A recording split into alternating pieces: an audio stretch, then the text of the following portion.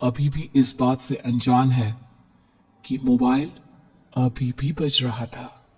मैं मौत हूं, मौत हूं।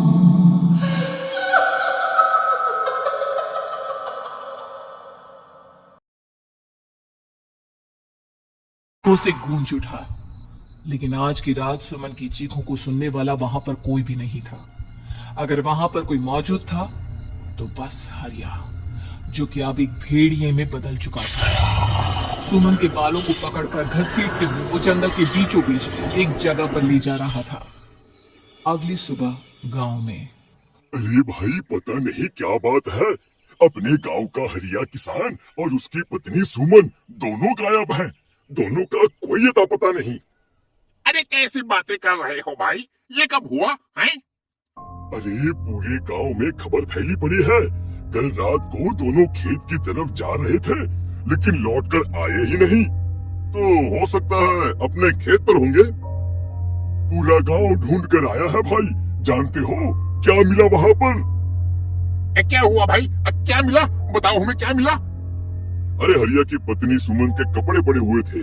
शरीर का एक एक कपड़ा फटा हुआ झोपड़ी के बाहर पड़ा था, लेकिन दोनों पति पत्नी का कोई पता ठिकाना नहीं था। अरे भाई, लेकिन उसका जो दोस्त है ना रामू किसान, उससे पता करके आते हैं ना। अब तक तो दोनों साथ ही खेत पर जाया करते थे।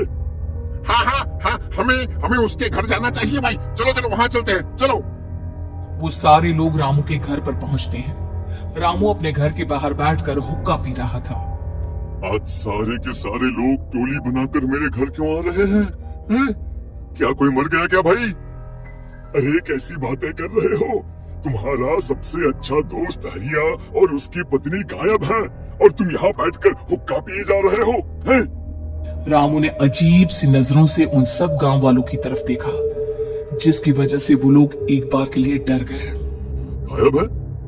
अरे गायब नहीं है, मुक्ति मिल गई है। उन दोनों को मुक्ति मिली है। इस दुनिया में आकर हर इंसान पाप करता है, और उसे उसके पापों के लिए मुक्ति मिलना बहुत जरूरी है। अरे ये कैसी बहकी बहकी बातें कर रहे हो भाई, हैं? और इसका चेहरा अजीब सा क्यों लग रहा है? लगता है दोस्त के मरने का गम बैठ गया है। पागल हो गया है शायद ये पागल। ये बात सुनते ही रामू चीख कर जोर से चिल्लाते हुए कहता है, पागल मैं नहीं हूँ, पागल तुम सब हो। और ये शैतानी जंगल अब तुम में से किसी को नहीं छोड़ने वाला, सबको खा जाएगा। याद रखना मेरी बात। शैतानी जंगल? कैसा शैतानी जंगल? लगता है रामू पागल हो चुका है। हमें यहाँ से चलना चाहिए भाई, चलो चलो चलो। तभी रामू की पत्नी बाहर आती है। नहीं नहीं, आप लोग इनकी बात का बुरा मत मानिए। 2 दिन पहले हरिया के साथ खेत पर गए थे। जब से वहां से आए हैं तब से ऐसी ही बातें कर रहे हैं। भगवान जाने ऐसा क्या देख लिया उन्होंने, खेत में कुछ भी बड़बड़ाते रहते हैं। लेकिन गांव के लोगों ने कमला की कोई बात नहीं सुनी और वो सब वहां से चले गए। रात अब धीरे धीरे ढलने लगी थी। तभी अचानक किसी ने धीमी सी आवाज में रामू को पुकारा।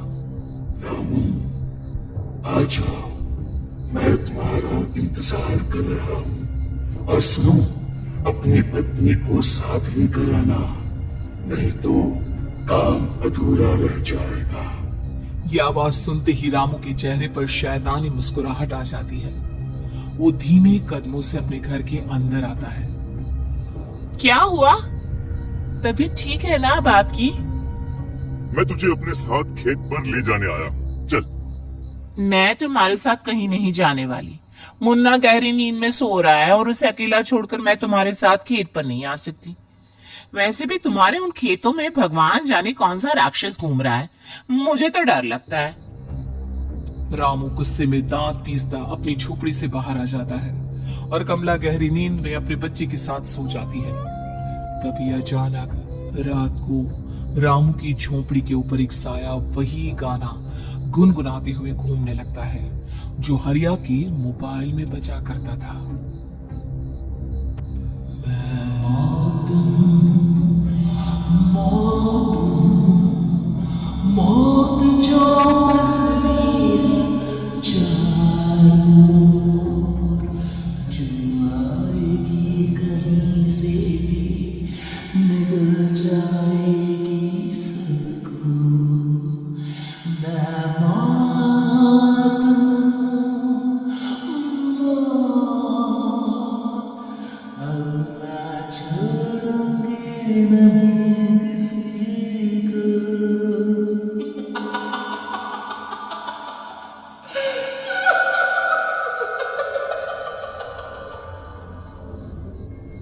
ये आवाज सुनकर रामू की पत्नी कमला की आंख खुलती है और वो देखती है कि उसका मुन्ना अपनी जगह से गायब था।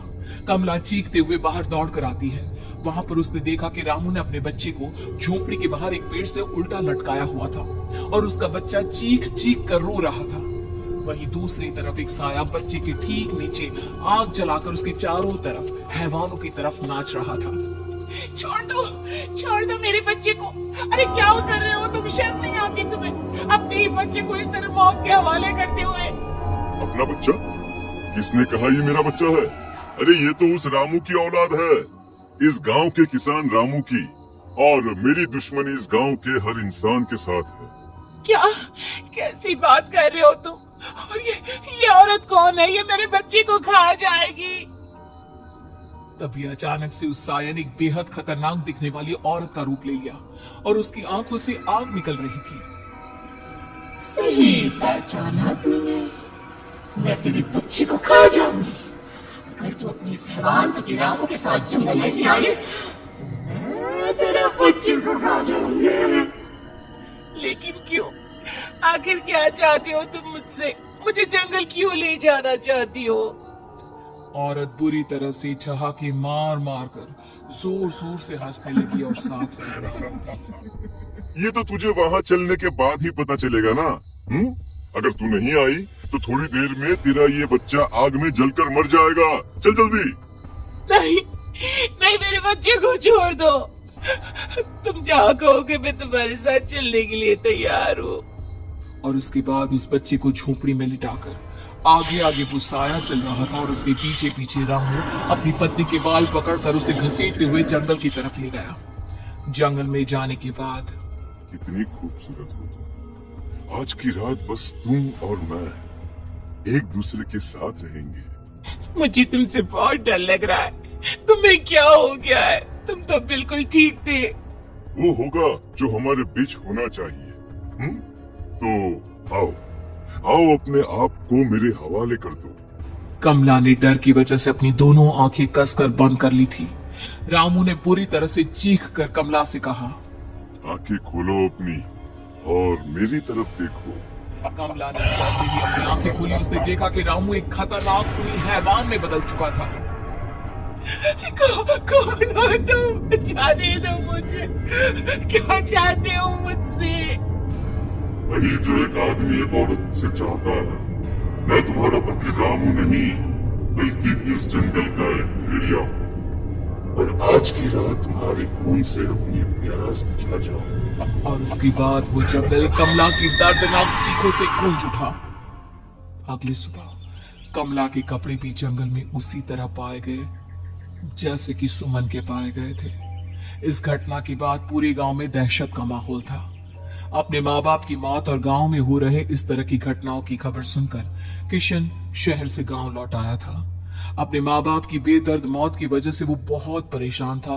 तभी अचानक उसे अपने घर में खाट के नीचे पड़ा हुआ वो मोबाइल फोन मिला जो उसने अपने पापा हरिया को गिफ्ट किया था। अरे कितने प्यार से पापा के लिए मोबाइल फोन लेकर आया था। इसे एक दिन भी काम में नहीं ले पाए। और आखिर कौन है जो गांव में इस तरह की हत्याएं कर रहा है? क्या है इन सब के पीछे? क्या है? मुझे पता करना ही होगा, वरना एक दिन पूरा का पूरा गांव खाली हो जाएगा। इस गांव में एक भी जिंदा इंसान नहीं बचेगा।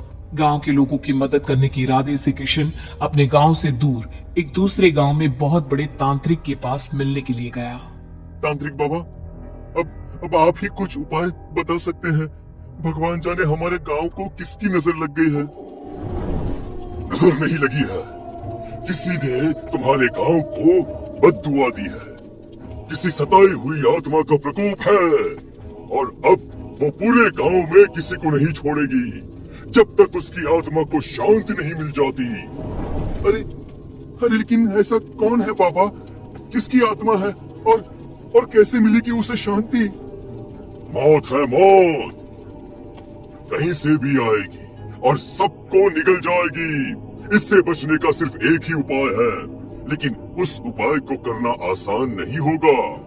जो भी उस उपाय को करने की कोशिश करेगा उसकी जान जा सकती है। भले ही मेरी जान चली जाए, लेकिन मैं अपने गांव के लोगों की जान बचाने की पूरी कोशिश करूंगा बाबा। तो ठीक है फिर, अगली अमावस की रात जैसा मैं कहता हूँ वैसा ही करना।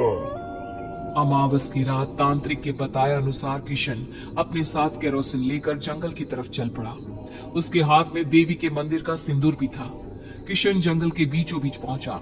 ये देखकर उसकी आंखें फटी की फटी रह गई। वहां एक उबलते पानी का तालाब था और कई लोगों की लाश लटक रही थी। किशन की माँ बाप की लाश भी वहीं थी। माँ, बापू, क्या हो गया? ये क्या हो गया? तभी वहां पर एक औरत और आदमी आते हैं। उन्हें देखकर किशन चौंक जाता है। गोपाल काका, आपकी तो 5 साल पहले मौत हो गई थी।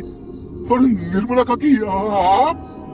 मौत तो हो गई थी, लेकिन तुम ये नहीं जानते कि हमारी मौत कैसे हुई थी। क्या कहना चाहते हैं आप? कुछ नहीं, बस ये जान लो कि अब इस गांव में कोई जिंदा नहीं बचेगा। लेकिन क्यों काकी? क्योंकि 5 साल पहले इन गांव वालों ने मुझे डायन बताकर पत्थर मार मार के मार डाला। मेरी कोई गलती नहीं थी। गांव का एक बच्चा क्या लापता हुआ, सारा इल्जाम मेरी पत्नी पे डाल दिया। और जब मैंने निर्मला की जान बचाने की कोशिश की तो मुझे भी मार डाला। आपके साथ ये बहुत गलत हुआ काकी, लेकिन आप जो कर रहे हैं वो भी सही नहीं है ना? तुम यहाँ से चले जाओ वरना तुम भी नहीं बचोगे। हमारी आत्मा पिछले 5 साल से मुक्ति के लिए भटक रही है। चले जाओ यहाँ से। मौका देखकर किशन सिंदूर उन दोनों के ऊपर डाल देता है। उनका शरीर चलने लगता है और वो भयानक तरीके से चिल्लाने लगते हैं। अगले ही पल किशन उनके ऊपर केरोसिन डाल देता है और वो दोनों जल जाते हैं। किशन अपने माँ बाप और दूसरी लाशों का अंतिम संस्कार करवाता है और अपने घर लौट आता है। लेकिन वो अभी भी इस बात से अनजान है कि मोबाइल